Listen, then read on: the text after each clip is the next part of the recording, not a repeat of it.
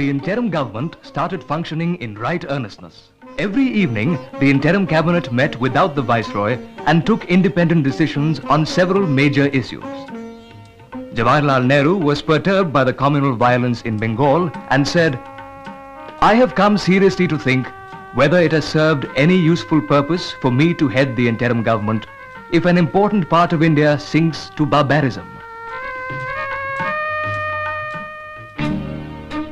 The Direct Action Day declared by the Muslim League had led to riots in Bengal, Bombay, Bihar and Punjab. Mahatma Gandhi lamented, "We are not yet in the midst of a civil war, but we are near it." He said, "The independence of India is at stake because of Bengal and Bihar." The northwest frontier province of India, a predominantly Muslim area, had given a massive mandate to the Congress in the assembly elections. When Jawaharlal Nehru visited the frontier province, the Muslim League organized anti-Congress demonstrations.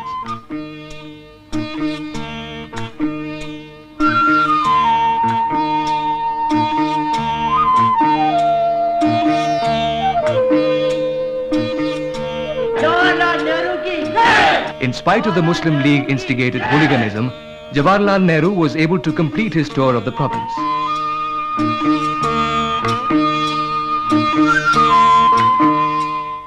Five members of the Muslim League, headed by Liaquat Ali Khan, joined the interim government on the 15th of October 1946.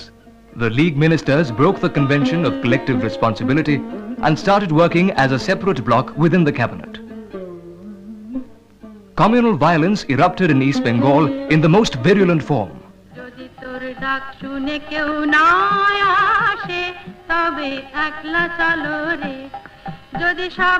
Answering the call of distress of the suffering humanity, Mahatma Gandhi visited the worst affected areas of Noakhali.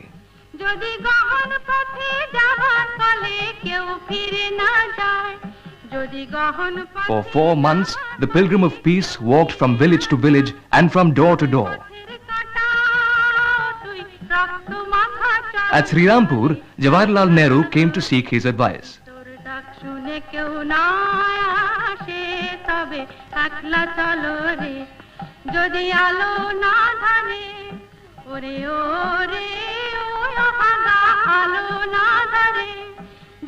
The lone crusader succeeded in cementing the broken ties of brotherhood and in establishing peace.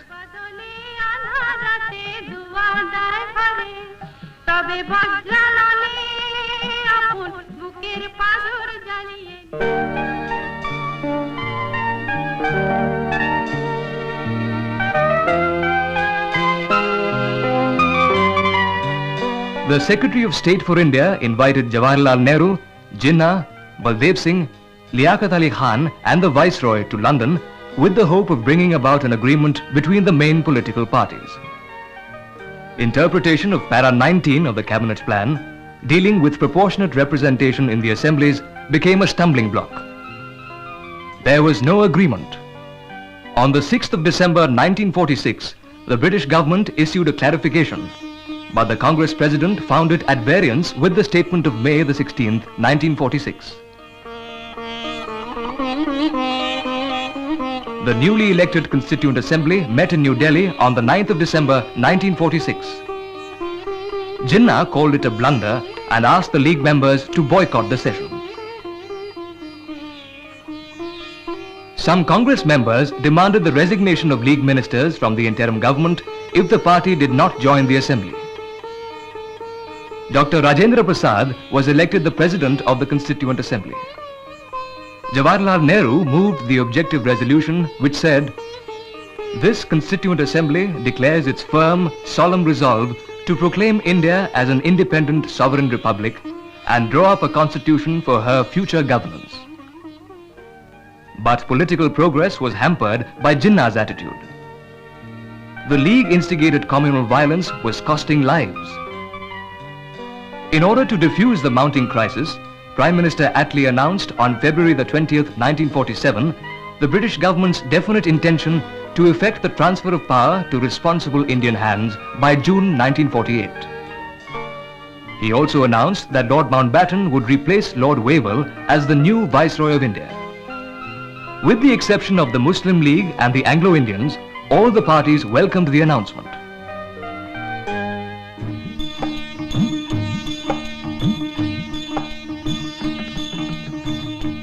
Gandhiji was beckoned to Bihar in March 1947. The land of Gautam Buddha, the land of enlightenment, was now drenched in the blood of the innocent victims of communal fanaticism. Gandhiji said, "The cry of blood for blood was barbarous." The frontier Gandhi, Khan Abdul Ghaffar Khan, was his constant companion. The two Gandhis helped restore peace and provide the healing touch. On the 24th of March 1947, Lord Louis Mountbatten was sworn in as the last Viceroy of India. His assignment was to transfer the responsibility of the government of British India to Indian hands in a manner that will ensure the future happiness and prosperity of her people. On the invitation of Lord Mountbatten, Mahatma Gandhi came to Delhi on the 31st of March 1947. The Mahatma told the Viceroy that he was totally opposed to any division of India. India was now definitely moving towards freedom. She was also influencing the destiny of the people of Asia. In March 1947, the Congress invited representatives of 22 nations to New Delhi for the first ever Asian Relations Conference. It was attended by over 250 delegates.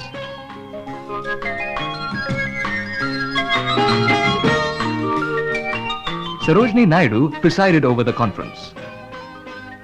It was inaugurated by Jawaharlal Nehru. Friends and fellow Asians, we have arrived at a stage in human affairs when the ideal of that one world and some kind of a world federation seems to be essential. We should work for that ideal and not for any grouping which comes in the way of this larger world group. But in order to have one world, we must also in Asia think of the countries of Asia cooperating together for that larger ideal. And now I am going to request the father of our nation, the apostle of love and truth and non-violence, to give us his benediction. Madam President and friends, West today is despairing of multiplication of atom bombs, because a multiplication of atom bombs means utter destruction, not merely of the West, but it will be a destruction of the world. If you want to give a message again to the West, it must be a message of love. The conference was the beginning of the end of colonial rule in Asia.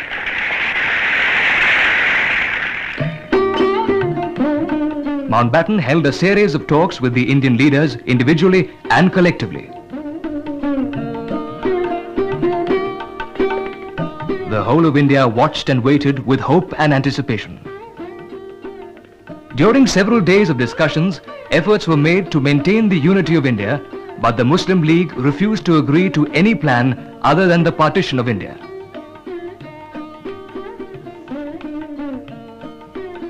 Baffled by the growing communal disturbances, Mountbatten prepared a hurried plan and sent it to London with Lord Ismay. It was proposed to transfer the power to the provincial governments, leaving them to come together to form a central government if and when they chose to do so. Princely states would be free to make their own arrangements.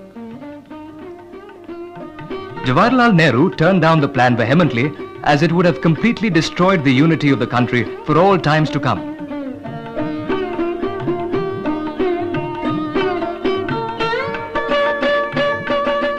On the 2nd of June, Lord Mountbatten had a meeting with Jawaharlal Nehru, Patel, Acharya Kripalani, Jinnah, Liaquat Ali Khan, Abdur Rab Nishtar and Sardar Baldev Singh.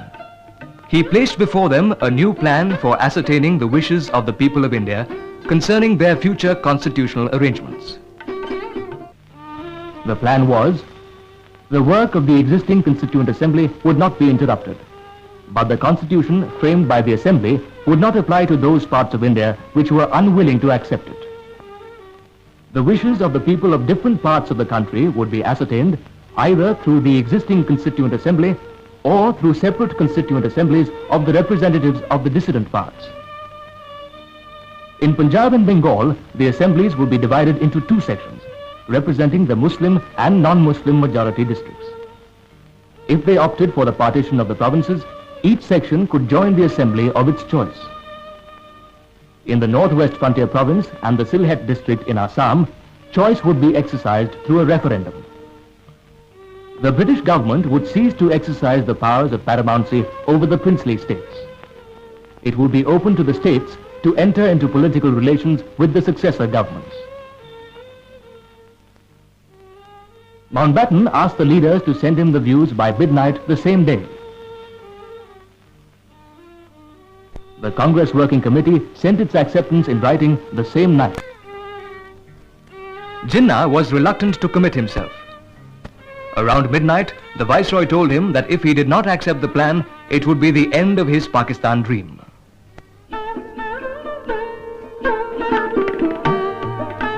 An emergency meeting of the All India Congress Committee was convened to ratify the decision. As widespread communal riots were causing untold misery, the Congress was left with no alternative but to accept the division of India. The resolution on the partition of India was approved by 157 votes to 29. Gandhiji said, "Let posterity know that Gandhi was not a party to India's vivisection."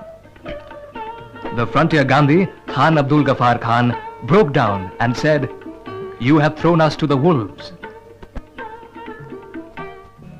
The Indian Independence Bill was passed by the House of Commons on the 15th of July. It received the royal assent on the 18th of July. The Act said, "Two independent dominions, known respectively as India and Pakistan, shall be set up as from the 15th day of August 1947. Two boundary commissions were appointed under Lord Radcliffe to work out the partition of the provinces of Punjab and Bengal. A referendum was held in the Northwest Frontier Province and in the Sylhet district of Assam. Khudai Khidmatgars boycotted the referendum in the Northwest Frontier Province. This was unfortunate because only the pro-Muslim League voters were in the field and the Northwest Frontier Province went to Pakistan. Sylhet, Sindh and Baluchistan joined Pakistan. On the 22nd of July 1947, Jawaharlal Nehru moved a resolution on the national flag in the Constituent Assembly of India. Resolved that the national flag of India shall be a horizontal tricolor of deep saffron, kesari, white and dark green in equal proportion. In the center of the white band, there shall be a wheel in navy blue to represent the charkha. The design of the wheel shall be that of the wheel chakra which appears on the basis of the grand capital of Ashoka. After centuries of foreign rule, freedom was at our doorstep. But the followers of the Muslim League indulged in large-scale killings, looting and burning in Lahore, Gujranwala, Rawalpindi, Lialpur and many other towns and villages of Punjab, Sindh and Bengal. There were repercussions in several parts of India. Tens of thousands perished and millions became homeless. Overnight, millions became refugees.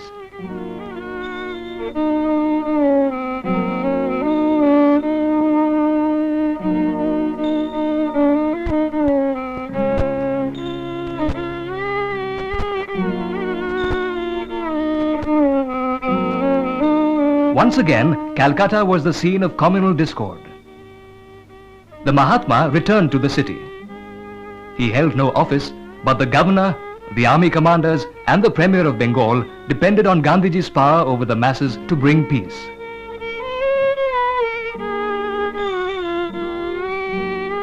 Gandhiji undertook a fast to make the people realize the futility of communal hatred. The people of Calcutta once again listened to Gandhiji's advice. dignity and brotherhood of man was restored. New Delhi, on the midnight of the 14th and 15th of August. The Constituent Assembly met at a special session under the presidentship of Dr. Rajendra Prasad. Jawaharlal Nehru moved the independence resolution.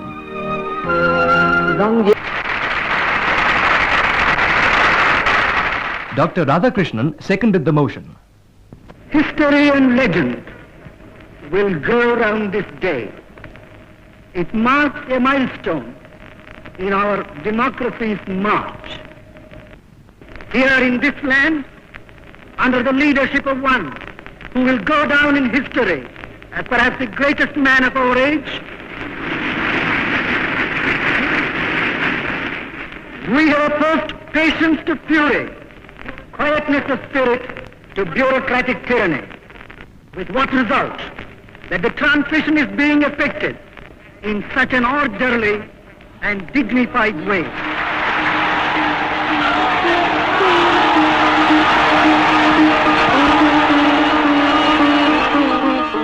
The Constituent Assembly appointed Lord Mountbatten the first Governor-General of the Dominion of India.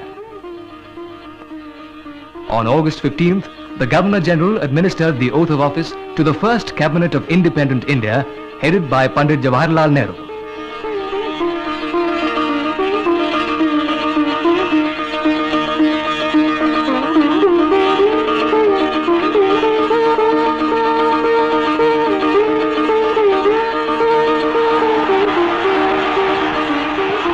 Lord Mountbatten then drove in state to the Constituent Assembly.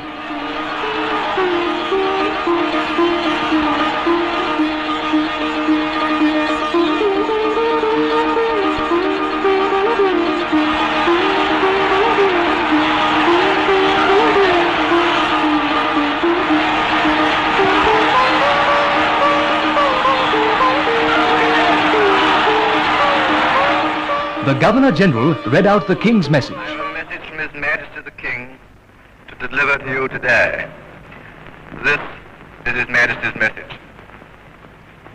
On this historic day, when India takes her place as a free and independent dominion in the British Commonwealth of Nations, I send you all my greetings and heartfelt wishes. Freedom-loving people everywhere will wish to share in your celebrations. At this historic moment, let us not forget all that India owes to Mahatma Gandhi.